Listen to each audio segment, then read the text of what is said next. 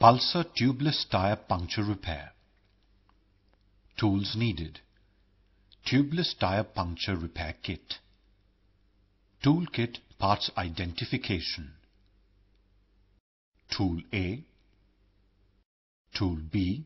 Rubber strips or sticky worms. A plier. Cutter knife. Foot pump. Procedure. Put the bike on center stand or paddock stand and rotate the tire slowly to locate the culprit nail.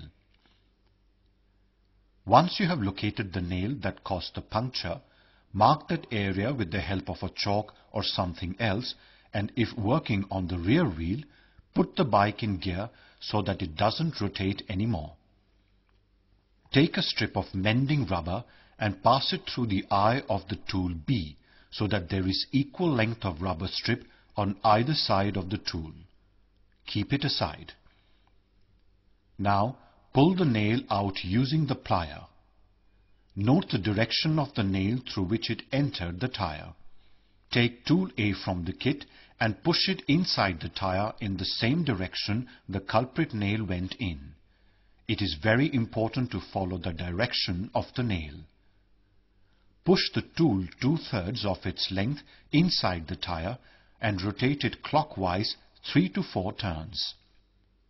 This will smoothen the tire walls and make the hole large enough to accommodate the rubber strip.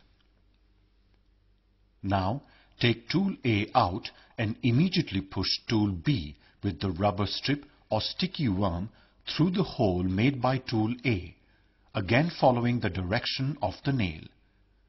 You might have to push a little harder here to push the sticky worm inside.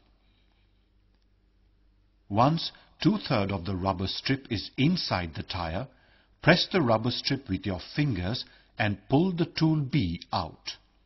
Now take the cutter knife and cut the remaining portion of the rubber strip that is visible outside the tire surface. Inflate the tire using the foot pump.